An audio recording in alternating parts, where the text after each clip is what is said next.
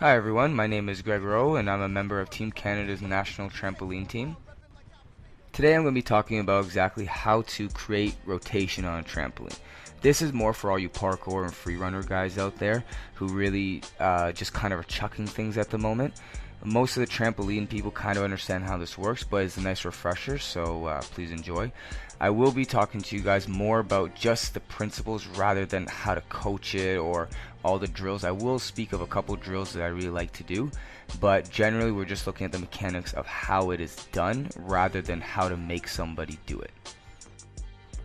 In later videos, I will go into detail about how to spot and what the technical aspects are for all the coaches out there that are trying to teach your athletes how to do proper front tucks and back tucks. But right now, we're just looking at the principle because the video is going to be about 20 minutes long. So we'll have another part later on. So let's just jump right into it. So the first thing you're going to want to do is take off your socks because you're going to need to grip the trampoline bed to flip. Secondly, you're going to want to jump with your arms above your head like this, where they can stay there. You want to try to have a straight line through your back all the way up to your fingertips. You do not want your shoulders or the angle in your shoulders being forward of your head. This will make it really hard to keep the arms up, as the gravity every time you land is going to force your arms down, like you can see here in this video. If you don't understand what's going on here exactly, watch my shoulder tutorial. It is in the description. It will give a more in-depth explanation of proper shoulder mechanics. So assuming we want to start flipping, we got to remember that the flip comes from the toes. If I want to flip backwards, I'm going to flick my toes forward. If I want to flip forward, I'm going to flip my heels behind me. This gives you rotation, not dropping the chest, not tucking into a position, not throwing the head, nothing. Just by hitting the heels or the toes forward or backwards.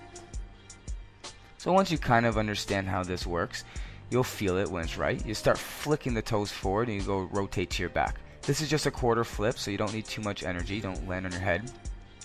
But if you can see your toes the whole time and you're not flying off the trampoline sideways or something, you're probably doing it right.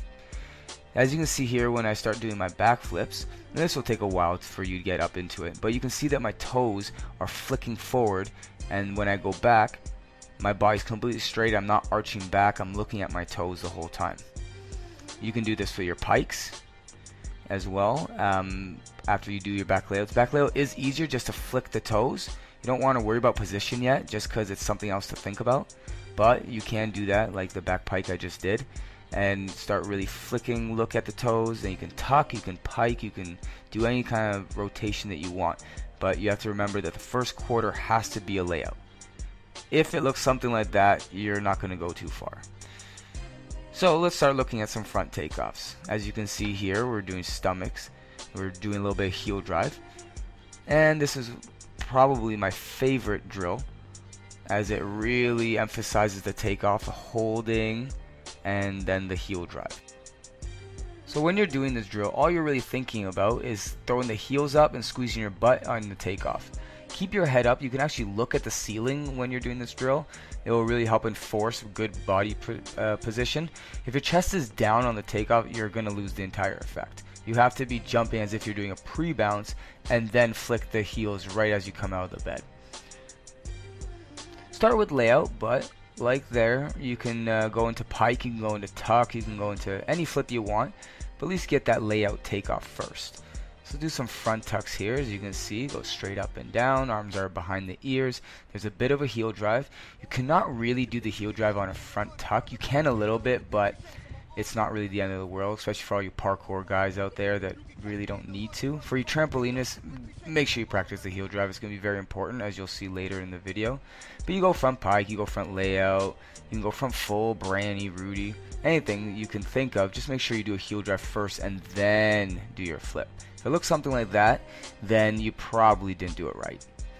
And you may laugh, but we get a lot of people to jump high and then do a flip like that. They're just not confident, they're just throwing their chest down.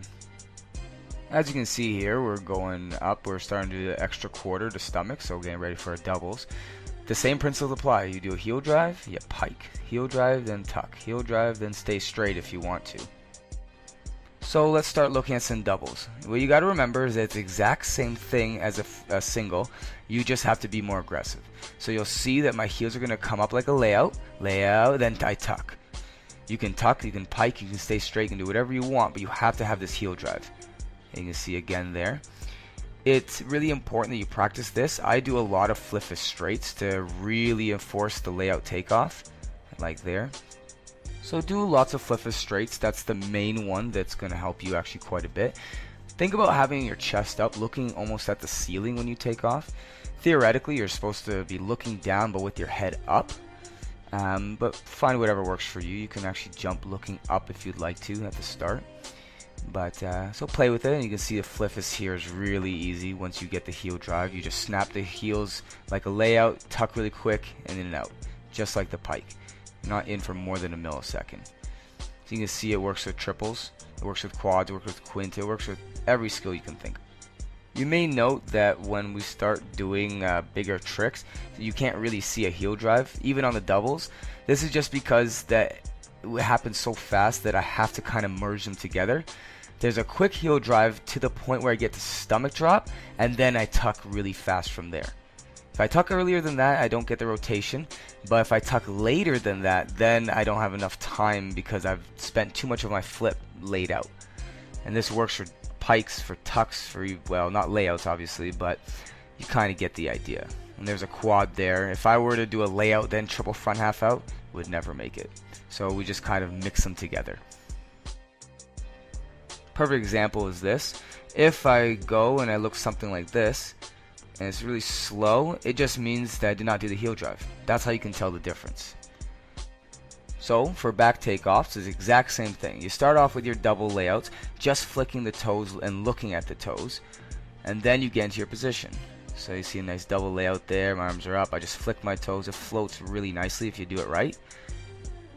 That one I lean back a little bit, but you get the idea. So now here's a double pike. You can see that my toes are, my body's straight, and then I piked. I didn't pike too early. And it's the same thing for when you do a tuck. You start with like a layout, and then you tuck. Pretty simple once you get the hang. As you can see on this triple back, I'm going to kick my toes and then tuck really fast. Faster you can do that order of operations, kick toes then tuck, the more you rotate.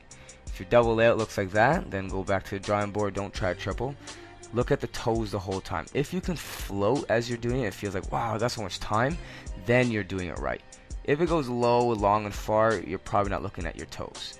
You can see that one I just tucked too early, didn't rotate, didn't have the zip that I needed for the other triple back. So let's look at a few drills that I like to do. This is one of my favorite. You put a chicken grip, or you can put tape or something like that. Keep your arms about just a few inches apart, and you flick your toes. This eliminates the ability for the head or the arms to really do anything, and you're just relying on the fact that you can flick your toes over your head. Great drill for all the kids out there that just are scared and they want to look back. You're going to probably have to spot them for the first few because it can be a little nerve-wracking, especially for the younger guys. But you can do a forward as well. You just snap the heels over, keep your arms up as long as you can. If you can keep up the whole time, it means you probably got a really powerful heel drive. If you find that you have to drop the arms just to make it around, then it means you need to squeeze your butt a little bit more and really be forceful with the heels up. As you can see, you can also do brannies, which are fun. If you do it right, you'll feel, again, you'll surprise yourself. You'll be like, oh, whoa, I actually have some time here at the end. And it will feel different than normal, and that just means you did it right. So just keep doing it 1,000 times, you will get it. This is another one. This is the next step. Once you've done the chicken grips, which does all the work for you, now to hold the foam there, it's actually a little bit more difficult than you think, especially for people like me who have really tight shoulders. But you're just flicking the toes, looking at the toes the whole time. Pretty simple. So that's pretty much about it. It's pretty simple. For all you new guys out there, just chuck this into a pit or onto a mat or something. Don't just do it by yourself. Don't need you guys landing on your heads. For all you veterans out there, it's important that you go back and you revisit these drills every day, at least a little bit, or at least regularly per week, just so you don't forget all the details that make you a really good athlete.